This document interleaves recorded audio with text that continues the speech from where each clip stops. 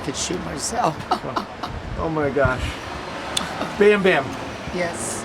we're out here in Sacramento. Yes. You're sleeping in a doorway of a church. Yes. And you got a nice, neat setup, but this is horrible. Yes. It is. Tell me It is. about homelessness in Sacramento. Well, I came a resident here to homeless about 10 or 11 years ago when my husband passed away in 2007. Being homeless out here is very hard. It's a venture, for one thing, and there's so many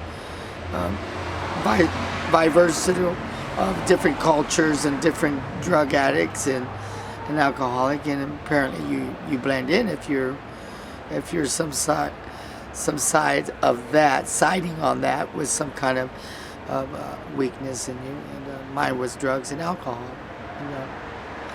I've seen many people suffer through the 20 years off and on being homeless on the streets, and it's hard. It's not that you get stereotyped, and it doesn't matter what kind of clothes you wear. If there's any sign of conclusion that you're homeless at any point, you get looked differently. And me, it's harder because I'm a transgender. I've been this way my whole life, and my mom was 13, and my dad was 14, and never knew my father or my mother. And I kind of blame myself once in a while that, why was I even born? Because I was only firstborn, and then my sister came after. I was born in 1963, and my sister was born in 1964 in December 12th. And we went through a lot up and down in our lives, and been molested my whole life by my father and by my cousins and stepbrothers and stepsisters. And me and my sister were kind of like mentally disturbed because we're bilingual and the language barrier in my family was very hard for us to understand because we were confused.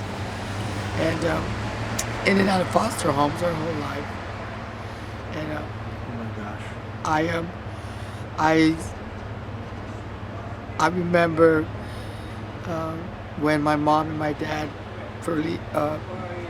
barely separated, and she was in a paddy wagon station wagon we had a 1964 paddy wagon station wagon. Threw a mattress in the back there with all 4, 5, 6, 7 of us. And she left my father. That's when the journey started on my mom's street. And never went to school.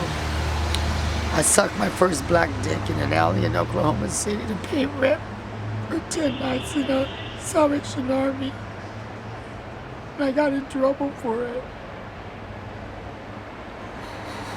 Waving at my mom on my brother's shoulder, my stepbrother's shoulder, the oldest one, and waving at my mom through a jail cell all the time. I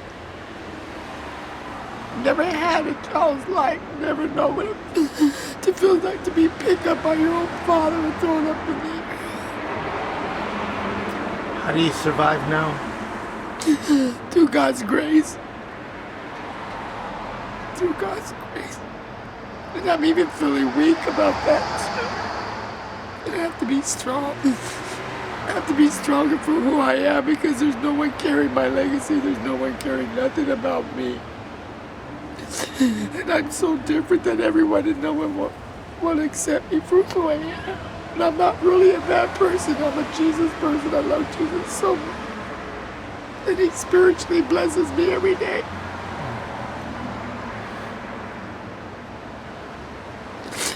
What's your future like?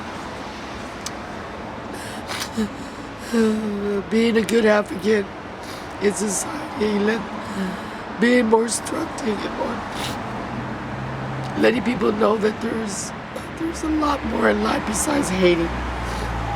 If they put their differences aside just for a few minutes of their lives when they're on their lunch break and just look around, quit avoiding what's out there where we can fix it. Quit making it worse than it is already, because it's going to get worse, and then no one's not going to do nothing for no one. If you had 3 wishes, what would they be?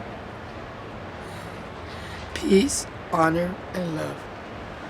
Good wishes. Well, thank you very much for talking to me. Thank you.